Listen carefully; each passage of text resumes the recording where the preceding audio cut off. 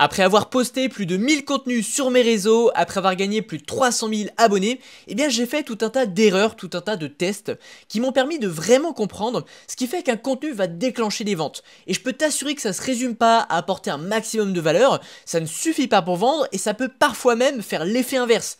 Donc dans cette vidéo, je vais te présenter 5 types de contenus que tu vas pouvoir recopier dès maintenant et qui sont selon moi vraiment indispensables pour vendre quoi. Ils sont utilisés par la plupart des gros entrepreneurs du web et ce que je peux te dire, c'est que le marketing de contenu, c'est une des compétences les plus rémunératrices et recherchées en 2025. Je peux t'assurer qu'un bon marketeur de contenu ne sera jamais pauvre pour la simple et bonne raison que tu peux vendre tes produits, tu peux vendre ceux des autres et tu peux également toujours rebondir. Tout simplement parce que l'audience est un actif ultra précieux qui te suit de projet au projet, donc ça t'assure de la stabilité.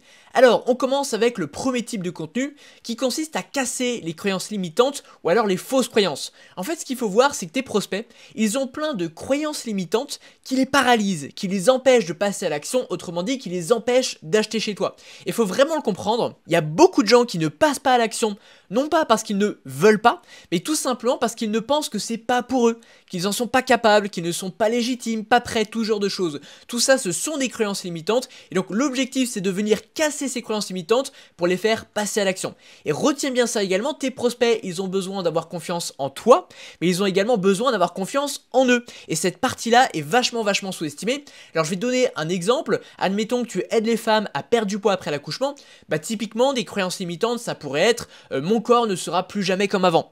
Ou alors, je n'ai plus le temps pour moi maintenant que je suis maman. Ou je suis trop loin pour revenir. Et donc, tu vois, tous tes contenus doivent viser à casser les croyances limitantes une à une. Et tu peux utiliser ce qu'on appelle un reframing. Un reframing, grosso modo, c'est un changement de point de vue. Alors, je te donne un exemple très concret pour que ce soit plus parlant pour toi.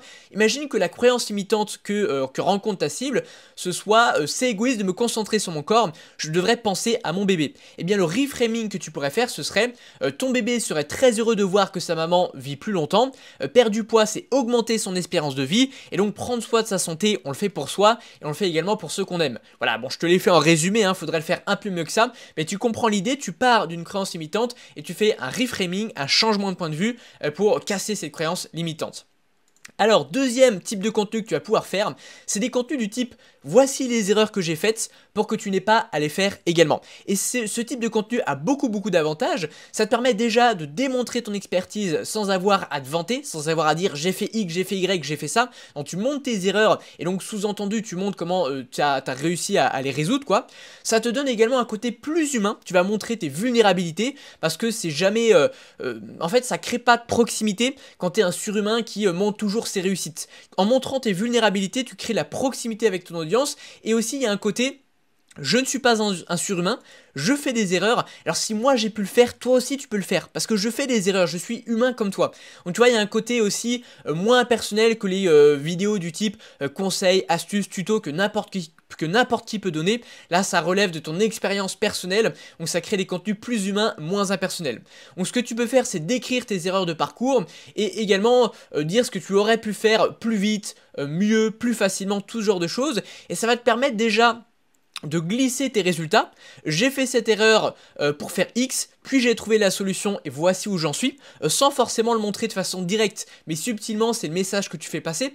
Ça te permet également de parler de ta méthode. Ça te permet de montrer par la logique pourquoi ta méthode fonctionne, parce que tu as fait telles erreurs, ensuite tu as mis telle chose en place, autrement dit ta méthode, et bah voilà, les résultats sont différents, ça m'a débloqué, donc ça marche. Et ça te permet aussi de glisser des témoignages. Tu peux dire par exemple, j'ai également appliqué cette méthode sur mon client X qui a pu obtenir tel résultat. Tu peux aussi tout simplement te baser sur les erreurs de clients. Mes clients ont fait telle erreur et on les a surmontées de telle façon, c'est à peu près similaire, mais ça marche mieux qu'un témoignage client direct qui fait un petit peu trop vente et du coup c'est mieux de le poser comme ça quoi. Par exemple, tu vois, je te donne une fois de plus des exemples. Si tu es dans la niche du business en ligne, eh bien tu peux dire j'ai passé 3 mois à créer une offre parfaite sans jamais parler à un seul client. Si tu es dans la niche de l'immobilier, tu peux dire j'ai acheté un bien uniquement parce que le prix était trop bas. Et ensuite, tu vois, ta méthode, elle peut consister à expliquer que bah voilà, il faut pas juste chercher un prix qui est bas, il y a d'autres critères à voir, l'emplacement, etc. quoi. Si tu es dans la prise de parole, tu peux dire je préparais tellement mes discours que j'en devenais robotique. Et là, tu vois, tu as une méthode où justement qui consiste à pas trop préparer les discours, etc. Tu peux aussi faire des contenus assez storytellés, du type le jour où j'ai failli perdre X, le jour où j'ai failli faire Y, tout genre de choses, ça marche vraiment bien. Ensuite, troisième type de contenu très important et également très sous-estimé, ça va être les contenus qui visent à présenter ta méthode, à présenter ton mécanisme. Je vais te rappeler ce que c'est qu'un mécanisme et aussi expliquer à qui ça s'adresse, à qui c'est fait.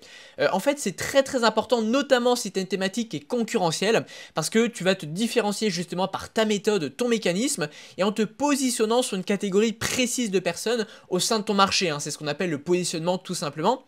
Et donc tu vas montrer pourquoi tes méthodes fonctionnent contrairement à ce qu'a pu tester ta cible auparavant.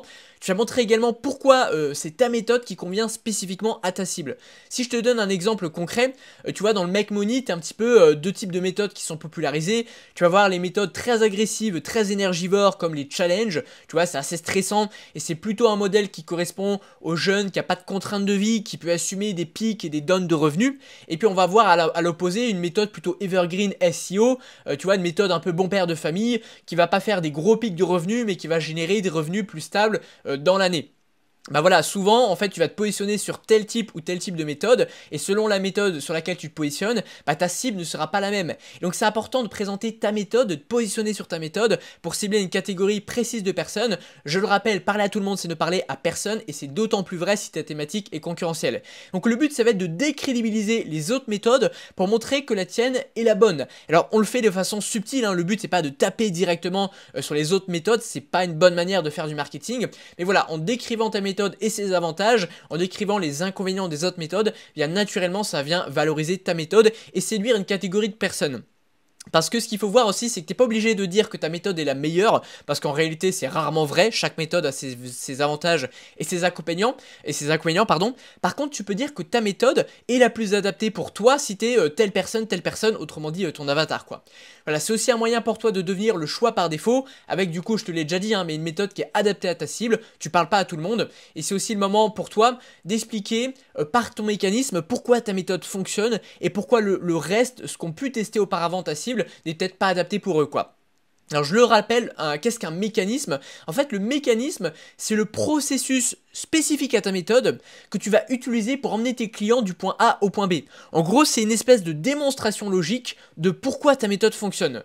Tu vois, je peux prendre l'exemple de mon mécanisme à moi. Moi, je prône une croissance par palier et l'idée de mon mécanisme, c'est qu'on va pas chercher ses premiers clients ou on va pas amorcer son audience de zéro comme on irait chercher son 10e ou son 100e client ou comme on créerait du contenu si on avait déjà 200 000 abonnés. Et donc moi, j'accompagne mes clients avec une méthode de croissance par palier en adaptant les méthodes qu'on va utiliser à mesure qu'on grandit, en fonction de son niveau d'autorité, de crédibilité, de son stade de développement, tout ce genre de choses. Et tu vois, c'est mon mécanisme logique que je peux expliquer clairement en quelques mots qui montre pourquoi ma méthode fonctionne et pourquoi des gens ont pu se casser les dents parce qu'ils n'avaient pas compris ce genre de choses quoi.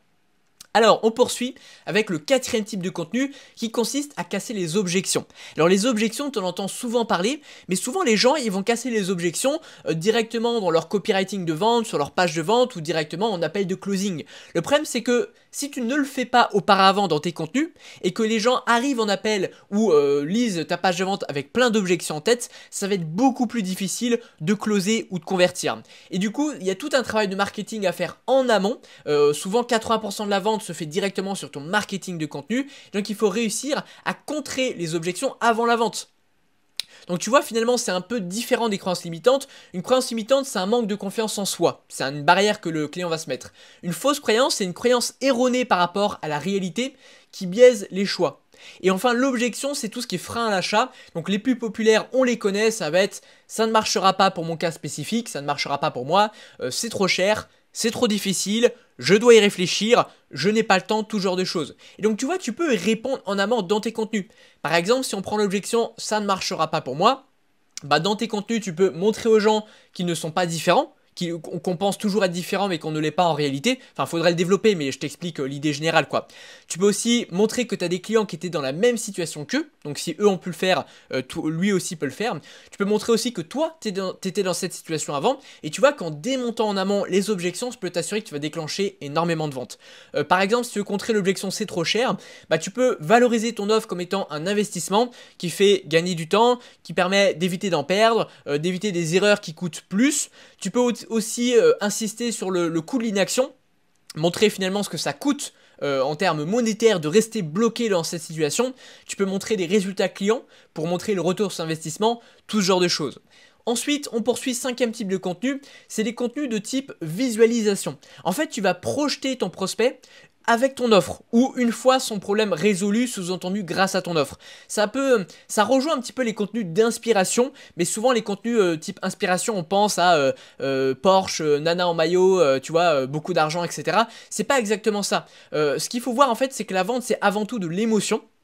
Souvent les gens achètent vont prendre leur décision d'acheter sur une base émotionnelle et vont souvent la conforter par la raison. Mais la base de tout c'est l'émotion. Donc c'est vraiment important de comprendre ça. Donc tes prospects ils ont besoin de pouvoir se projeter une fois l'objectif atteint, pour finalement ressentir du désir d'achat, pour se visualiser une fois leur problème résolu quoi. Et du coup, ce qu'on va faire, c'est qu'on va plutôt vendre l'arrivée du voyage plutôt que le voyage en lui-même. C'est pour ça d'ailleurs que tu vois, les marketeurs, souvent, ils ont tendance à te faire croire que c'est ultra facile, que tout est simple. Parce que forcément, si tu dis aux gens que ça va être super compliqué, qu'ils vont en suer, que ça va prendre du temps, etc., ça leur donne pas beaucoup envie d'acheter. Du coup, on va souvent vendre, c'est une base en marketing, l'arrivée. Tu vois, le marketing, c'est... ton offre, pardon, c'est faire passer ton client du point A, c'est-à-dire j'ai un problème qui me cause des douleurs, au point B, le problème est résolu et donc j'ai les bénéfices du problème qui est résolu. Le voyage, c'est comment on fait passer du point A au point B, et l'arrivée, c'est évidemment le point B une fois que le problème est résolu. Donc vraiment, il faut faire en sorte que ton prospect visualise sa situation après avoir acheté ton offre, avec ton produit, en train d'utiliser ton produit, et surtout après avoir résolu son problème. Et ce que je t'invite à suivre, c'est la méthode DIFAP. La méthode DIFAP, en fait, ça consiste à projeter ton spectateur selon 4 pôles. Le D, ça veut dire ce que tu vas pouvoir devenir. Tu lui dis ce qu'il va pouvoir devenir en termes de statut, etc. Le F, c'est ce qu'il va pouvoir faire. Encore une fois, c'est faire une fois qu'il aura résolu son problème, une fois qu'il aura mis la main sur son offre. A, c'est ce qu'il va pouvoir avoir. Et P, c'est ce que ça va lui apporter en termes de plaisir. Et quand tu fais ça, c'est vraiment très puissant. À présent, je t'invite à faire 2 choses. La première, c'est à récupérer le support de cette vidéo gratuitement sur le premier lien en description pour pouvoir réutiliser ces types de contenus, sinon tu vas pas t'en servir et tout oublier. Et la seconde chose, si jamais tu envisages sérieusement et que tu es motivé pour vivre de ton activité en ligne confortablement, eh bien je t'invite à réserver un appel stratégique offert en ma compagnie sur le 2e lien en description. C'est gratuit, c'est sans engagement. Dans le pire des cas, tu vas repartir avec de bons conseils et dans le meilleur des cas, on va voir comment on peut bosser ensemble, comment je peux t'accompagner pour tout casser dans ton activité. Réserve ton appel, moi je te dis à la prochaine, pense au pouce bleu, pense à t'abonner et je te laisse avec une autre de mes vidéos. Ciao ciao.